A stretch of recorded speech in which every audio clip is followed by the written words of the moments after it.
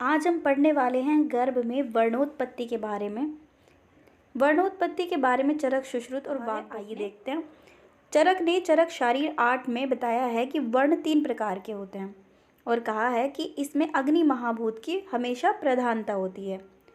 वर्ण 3 प्रकार के कौन से होते हैं? अवदात या गौर भी जिसे बोलते हैं, कृष्ण और श्याम वर्ण, जिसमें अवदात या गौर में जल तथा आकाश महाभूत की प्रधानता होती है। कृष्ण में वायु तथा पृथ्वी और श्याम में सभी महाभूत समान मात्रा में होते हैं। जिसमें अगर देखें कि गौर या अवदात वर्ण में जल तथा आकाश महाभूत की जो प्रधानता होती है, इसे कैसे याद रखना है कि जब आसमान से पानी बरसता है तो मुंह धुल जाता है और मुंह कैसे हो जाता है? गोरा हो जाता है। इसी के साथ इसे ऐसे याद रखना है कि आकाश से जल बरसता है, यानी कि आकाश और जल महाभूत की इसमें प्रधानता होती है। फिर आता है कृष्ण वर्ण। कृष्ण वर्ण में वायु तथा पृथ्वी महाभूत की प्रधानता होती है। इसको ऐसे याद रखना है कि पृथ्वी पर जब धूल उड़ती है तो मुख काला हो जाता है, यानी कि पृथ्वी, और धूल उड़ती है यानी कि वायु, यानी कृष्ण महावर्ण में वायु तथा पृथ्वी महाभूत की प्रधानता होती है। फिर आता है श्याम वर्ण। श्याम वर्ण में सभी महाभूत सम मात्रा में प्रेजेंट होते हैं। इसी तरह से चरक ने चरक इंद्रिय स्थान में फर्स्ट चैप्टर में कहा है कि प्राकृतिक वर्ण जो होते हैं वो 4 प्रकार के होते हैं। कौन कौन से? गौर या जिसे अवदात भी बोलते हैं, कृष्ण, श्याम और श्याम अवदात। इसी तरह से चरक ने वैकृत वर्ण का भी वर्णन करते हुए कहा है कि वैकृत वर्ण 5 प्रकार के होते हैं। कौन कौन से होते हैं? नील, श्याव, ताम्र, हरित और शुक्ल।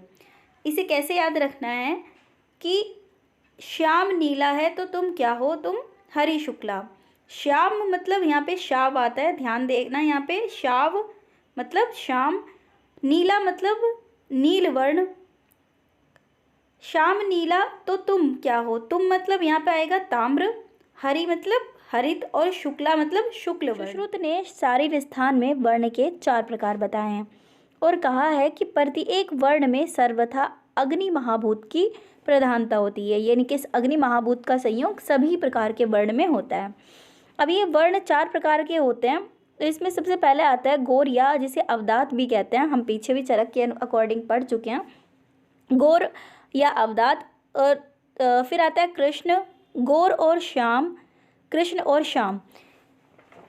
तो आइए हम देखते हैं कि गौर और अवदात में कौन से महाभूत की प्रधानता होती है। तो गौर और अवदात में जल और तेज महाभूत की प्रधानता होती है, यानी कि तेज महाभूत तो सभी प्रकार होता ही होता है, इसको ऐड करने की ज़रूरत नहीं है। तो हम देखेंगे एक्स्ट्रा के जो महाभूत हैं, जैसे कि गौर या अवदात वर्ण में जल महाभूत की प्रधानता होती है। हमने पीछे भी पढ़ा था कि जब जल बरसता है तो इससे क्या होता है? मुख धुल जाता है और गोरा हो जाता है। तो वहाँ पे आकाश और जल था, याद रखना है कि यहाँ पे जल महाभूत की प्रधानता होती है। इसके अलावा तेज महाभूत तो इसमें होगा ही। फिर आता है कृष्ण वर्ण में। कृष्ण वर्ण में तेज के साथ यानी कि अग्नि के साथ पृथ्वी महाभूत की प्रधानता होती है।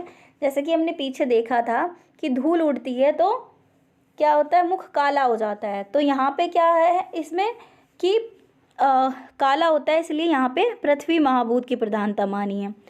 फिर आता है गौर और श्याम और कृष्ण और श्याम, इन दोनों ही में आकाश महाभूत की प्रधानता होगी। इसके अलावा हमें पता ही है कि गौर में जल की और कृष्ण में पृथ्वी महाभूत की प्रधानता होगी।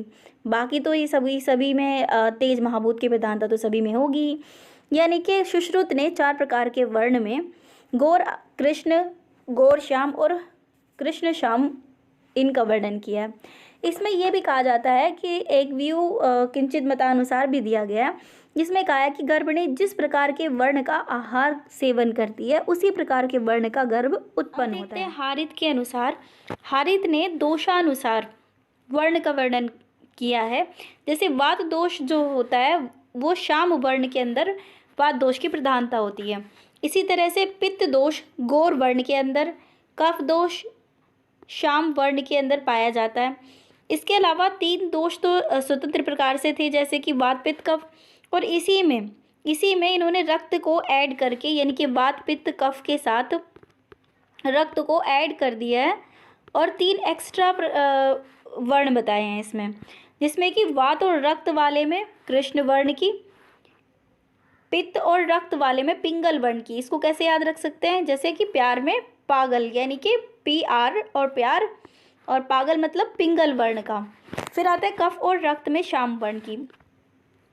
तो हमें याद रखना है कि वातज में, कफज में और कफ रक्तज में, इन तीनों में श्याम वर्ण पाया जाता है। अष्टांग संग्रह के अनुसार देखते हैं। अष्टांग संग्रह ने शुक्र के वर्ण से गर्भ के वर्ण का निर्धारण किया है।